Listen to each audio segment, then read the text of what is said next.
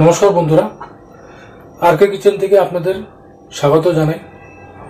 নিয়ে এলাম একটা নতুন রেসিপি। আজকে প্রচুর ঠান্ডা পড়েছে, তো কি বানাবো কি খাবো, তাই রাতের জন্য ভাবলাম যে কিছু ধনেপাতা বাটা করে দিই, বা চাটনি বলতে পারেন বা বাটা বলতে পারেন। তো সেটাকে আমি বানাবো।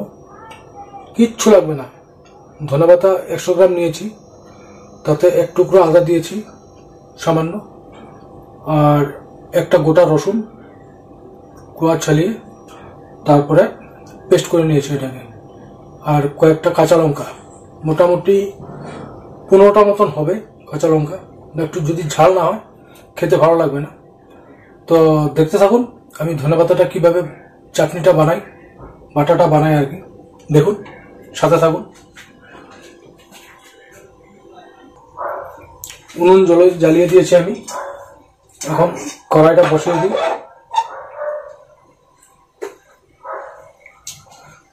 তো কড়াইটা গরম হলে তারপর তেল দিয়ে দেব।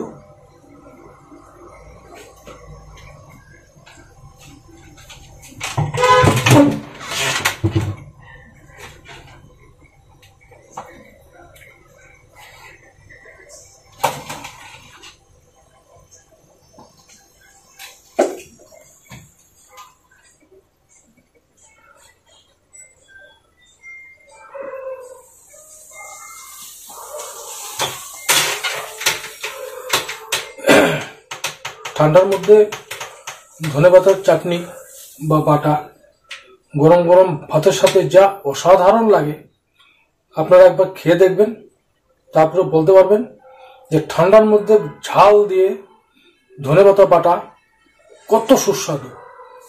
শুধু একবার বাড়িতে টেস্ট করে দেখবেন। কড়াই আমার গরম হয়ে যাচ্ছে,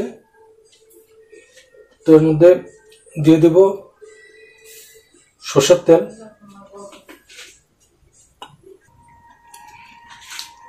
দেখুন আমার কড়াই গরম হয়ে গেছে, এখন এর মধ্যে দিয়ে দেব সরষের তেল।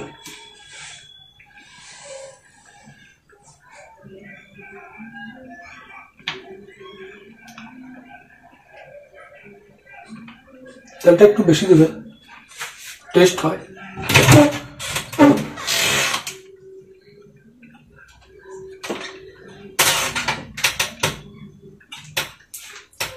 তেলটা গরম হয়ে গেলে এর মধ্যে আমি দিয়ে দেব বেটে রাখা ধনেপাতা।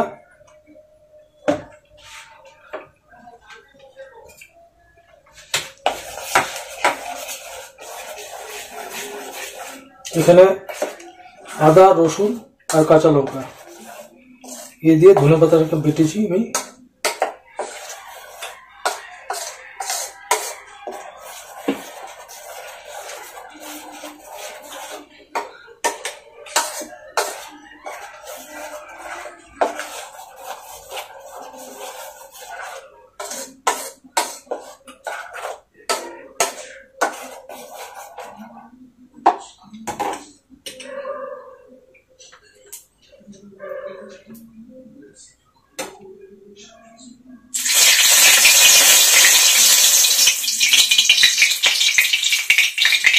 সামান্য টেস্ট করলাম তেলটা কিরকম গরম হলো।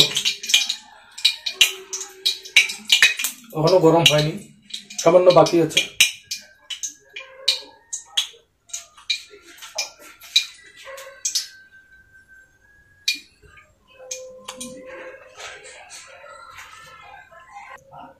দেখুন আমার তেল গরম হয়ে গেছে, তো এখন আমি এটাকে ধনেপাতা বাটাটাকে আমি দিয়ে দেবো।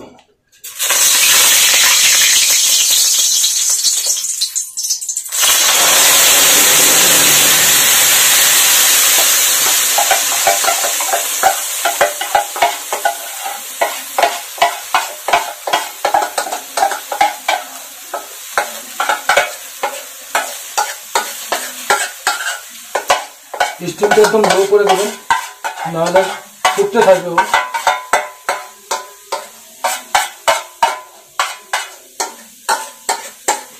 তারপরে অবশেষে যেটুকু ধনেপাতা থাকে সেটাকে নিয়ে নেবেন, কিন্তু জল দিবেন না।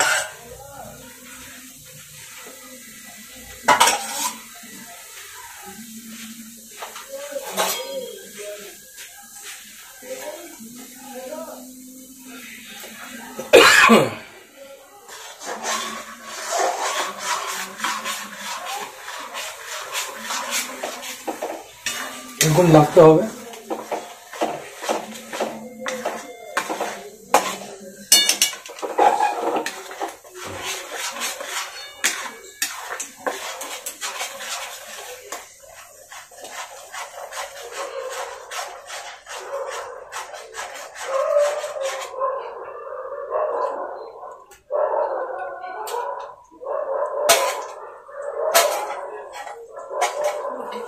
এই বাটাটা বানাতে অনেক টাইম লাগে, কেননা স্টিম বেশি দেওয়া যায় না।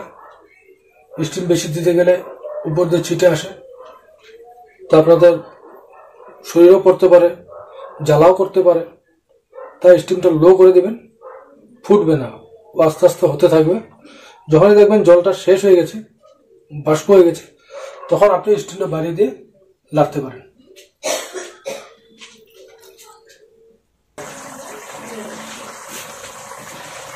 দেখুন বন্ধুরা, আমার অনেকটাই জল শুকিয়ে গেছে, এখন আর একটু বাকি আছে। এখন আমি এটার মধ্যে হলুদ দিয়ে দেবো, সামান্য হলুদের গুঁড়া।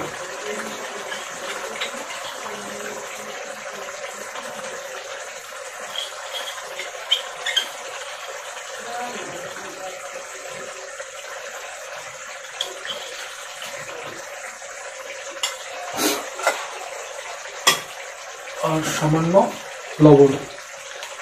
লবণ আপনাদের স্বাদ অনুযায়ী দিবেন। আমি এখানে 1 চামচ, 1.5 চামচ লবণ দিয়েছি। এটাকে লাগতে হবে।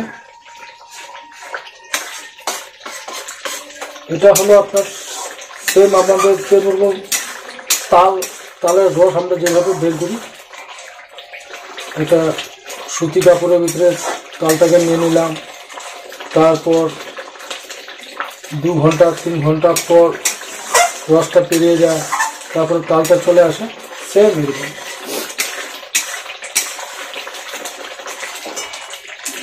একটু কম স্টিমে মিক্সারে এটাকে বানাতে হবে, আস্তে আস্তে হবে। ও ইচ্ছা অনুযায়ী করবেই না, ও বেশি স্টিম বাড়াবো ও ছিটবে। তো সাথে থাকুন, দেখতে থাকুন।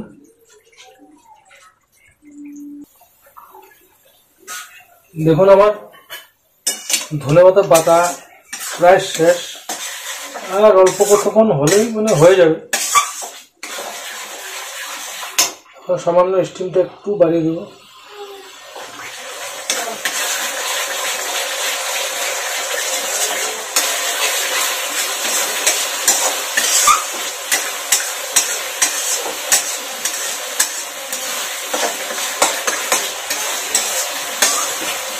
একদম শুকনা করতে হবে।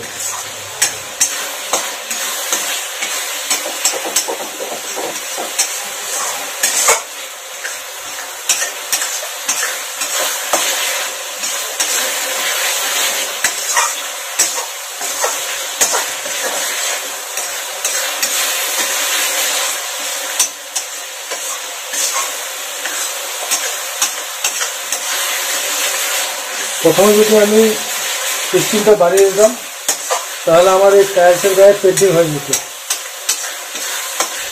তো আমি স্টিমটা লো করে দিয়েছিলাম, তাই পেন্টিংটা হলো না। নাহলে ধনেপাতার পেন্টিং আপনারা দেখতে পাচ্ছেন।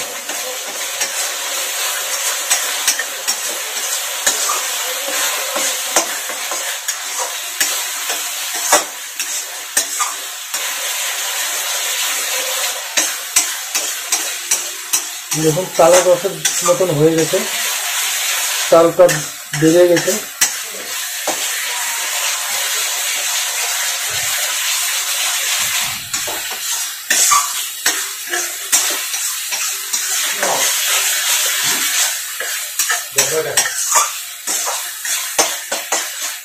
আর সামান্য হলে হয়ে যাবে। সাথে থাকুন, দেখতে থাকুন। সেই ধনেপাতার চাটনি বা বাটা। দেখুন আমার বাটা হয়ে গেছে, এখন এটাকে নামিয়ে দেব।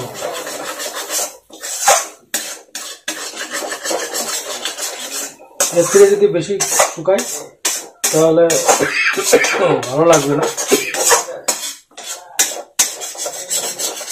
আর এই বাটাটা আপনারা একটু ঝালটা বেশি দিন, নাহলে ভালো লাগবে না।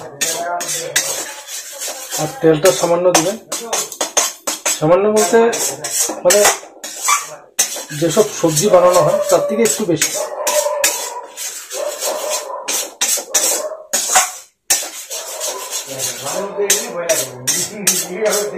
যেমন হয়ে গেছে আমার বাটা, এখন এটাকে নামিয়ে দেব।